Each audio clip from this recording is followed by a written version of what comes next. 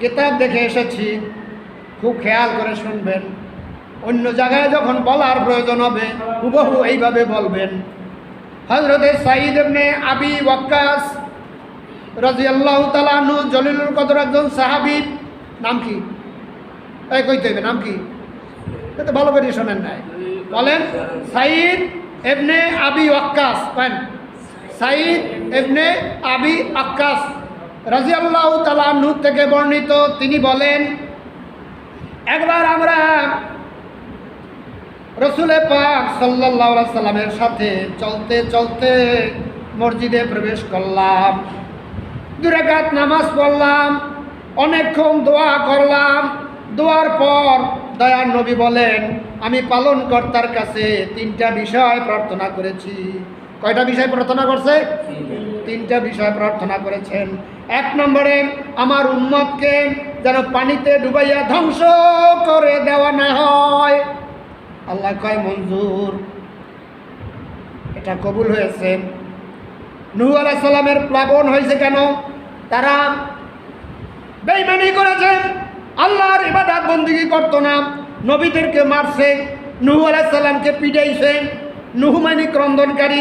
নূহ আলাইহিস সালাম রাতে বুঝাইছে, দিনে বুঝাইছে। বুঝাবার পর রাত্রিবেলা তিনি আল্লাহর দরবারে কাঁদছে, রব্বুল আলামিন আমার কওম তো আমার কথা শুনলো না, আল্লাহ তুমি গজব নাজিল করে দাও। আল্লাহ রব্বুল আলামিন বললেন, নূহ তাই হবে, তবে তুমি একটা নৌকা বানাও। এই যে পানি দিয়া সমূলে শেষ করে দিয়েছেন। দয়া নবী বলেন, আল্লাহ গো, আমার উম্মত যখন গুনাহ করবে, আমার উম্মতগুলোকে তুমি পানিতে ডুবাইয়া শেষ করে দিও না। আল্লাহ কয়, এটা তোমার মঞ্জুর করলাম।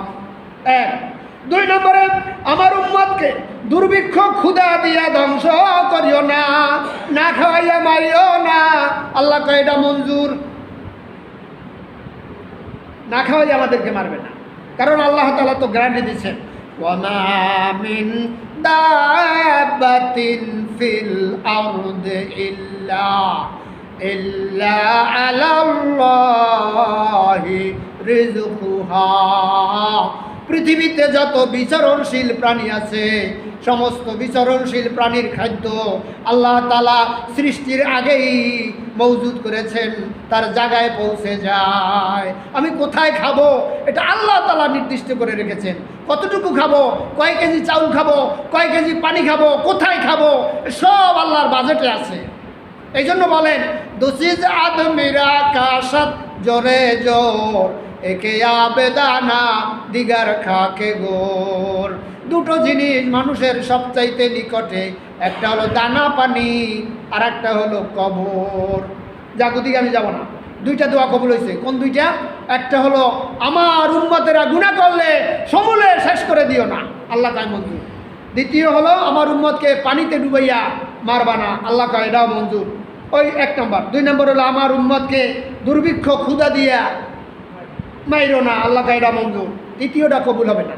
তৃতীয়টা হলো আমার উম্মত যেন পারস্পরিক দ্বন্দ্ব কলহ করিয়া ধ্বংস করা না হয়। দ্বন্দ্ব কলহ করিয়া একে অপরে ধ্বংস হবে, এটা তুমি কবুল করো, যেন ধ্বংস না হয়। আল্লাহ কয় এইটা, এই জাতীয় দোয়া আপনি করবেন না, এটা আমি কবুল করি নাই। আল্লাহ তাআলা এই দোয়াটা কবুল করেন নাই। আর অনেক লোক আছে ঐক্য ঐক্য ঐক্য ঐক্য করে না। আরে ভাই, ঐক্য হইব কেমনে? এটা তো থাকবে। কেউ বিএনপি করবে, কেউ আওয়ামী লীগ করবে, কেউ জাসদ করবে, কেউ ওই কি করবে, হ্যাঁ জামাত করবে, কেউ আরো কি কি আছে জানো? হ্যাঁ আরে নিয়ে কথা বলেন। হ্যাঁ নাই, আপনার জানা নাই?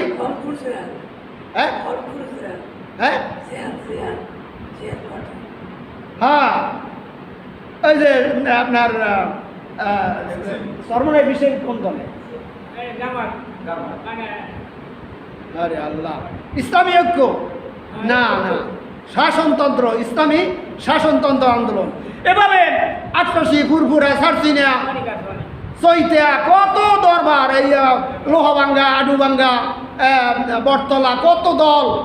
এই যে এত দল, এই দলগুলো আল্লাহ তুমি এক করিয়ে দাও। আল্লাহ কাইটা এই দোয়া আপনি করবেন না, এক করিয়ে দাও, এই এক হওয়া যাবে না। এটা আল্লাহ তাআলার পক্ষ থেকে নির্দেশ।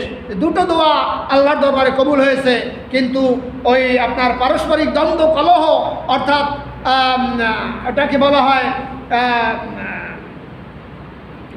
আপনার দলে দলে বিভক্ত, এইটা এক হবে না, জীবনে এক হবে না।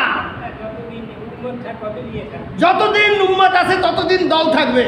আপনি তালাশ করেন রসুল পাক সাল্লাল্লাহু আলাইহি সাল্লামের আমলে যারা ইমাম হোসাইনকে হত্যা করেছে তারা তাহাজ্জুদের নামাজ পড়েছে, জিকির আজকার করেছে, নামাজ কামাই দেয় নাই। আর যারা হোসাইন